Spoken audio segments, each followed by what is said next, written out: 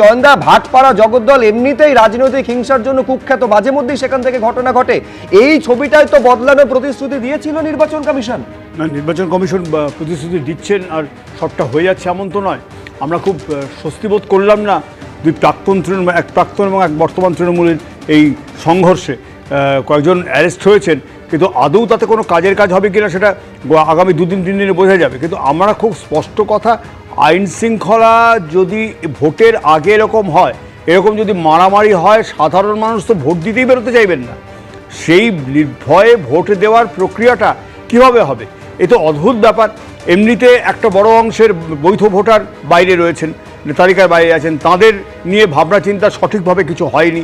আইনের দরজায় তারা টোকা মারবেন, বলা হয়েছে যে কোর্টে যান। কিন্তু আমার খুব আরও স্পষ্ট কথা যে এইগুলো নিয়ে এই ধরনের গ্রেপ্তারি বা পাল্টা গ্রেপ্তারির দাবি, তাতে নিশ্চিত করা যাবে কি যে আইনশৃঙ্খলা ভোটের দিন সঠিক থাকবে? নির্ভয়ে যারা মতদান করতে চাইবেন তাদের মতদান তারা করতে পারবেন। এটা একটা অদ্ভুত ব্যাপার।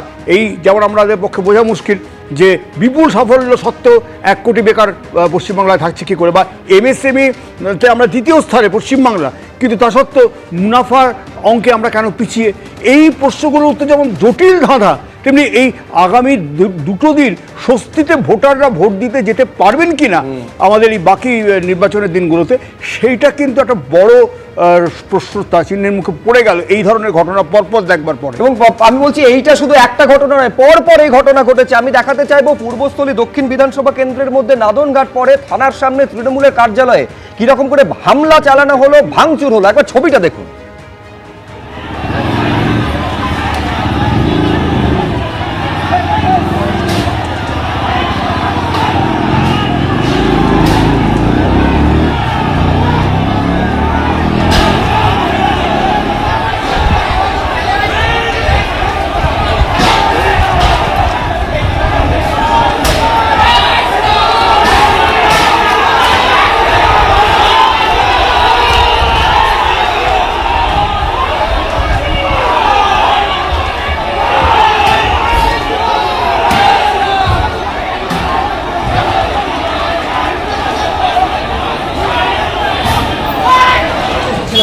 এইটা হচ্ছে তৃণমূলের কার্যালয়ে এভাবে ভাঙচুর চালানো হয়েছে। দেখতে পাচ্ছেন যে পুলিশের উপস্থিতিতে এই ঘটনা ঘটছে।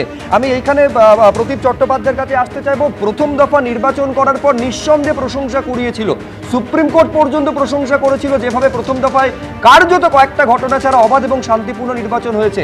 দ্বিতীয় দফার 48 ঘন্টা আগে যদি পরপর এই ছবিগুলো আমাদের দেখতে হয়, তাহলে সংশয় জাগে যে প্রথম দফার পুনরাবৃত্তি দ্বিতীয় দফায় করতে পারবে তো কমিশন?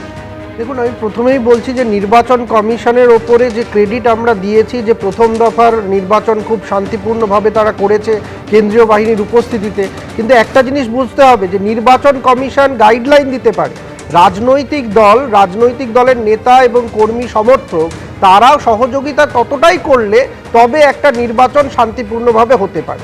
ফলে একটা উত্তরবঙ্গের যে পরিস্থিতি ছিল সেখানে অনেক বিশ্লেষক, অনেক কর্মী তারা ভেবেই নিয়েছিল যে কোনো একটা রাজনৈতিক দলের আপার হ্যান্ড আছে। ফলে কিন্তু সাউথ বেঙ্গল, এই যে দক্ষিণবঙ্গে পুরো যে নির্বাচন হতে যাচ্ছে সেখানে কিন্তু একটা হাড্ডাহাড্ডি লড়াই, এবং সেখানে তৃণমূল কংগ্রেস একদম তাদের যে ব্যাস্টিয়ন বলা হয় সেই জায়গাটা যাতে নষ্ট না হয় সেটা খেয়াল রাখছে। ফলে অবশ্যই উত্তেজনা এখানে। কিন্তু আমার প্রশ্ন হচ্ছে, 1 মার্চ থেকে কেন্দ্রীয় বাহিনী এই পশ্চিমবঙ্গে এসেছে, একের পর এক রাউন্ডে তারা এসেছে।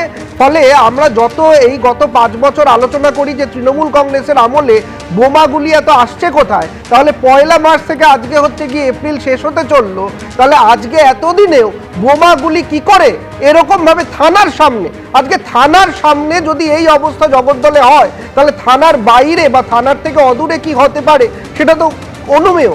এবং আপনি একটু আগে যে ঘটনা দেখালেন যে তৃণমূল কংগ্রেসের কার্যালয়ে হামলা, আমার এখানে একটা খুব গুরুত্বপূর্ণ প্রশ্ন যে কটা গ্রেপ্তারির কথা আমরা পাচ্ছি সেই কটা গ্রেপ্তারি আমরা কিন্তু তৃণমূল কংগ্রেসের পাচ্ছি।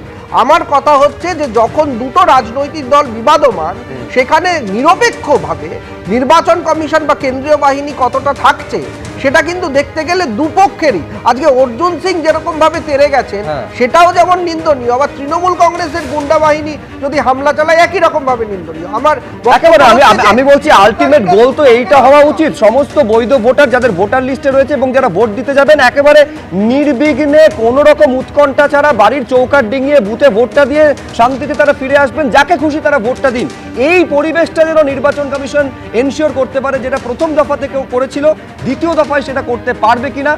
এবিপি আনন্দ, এগিয়ে থাকে, এগিয়ে রাখে।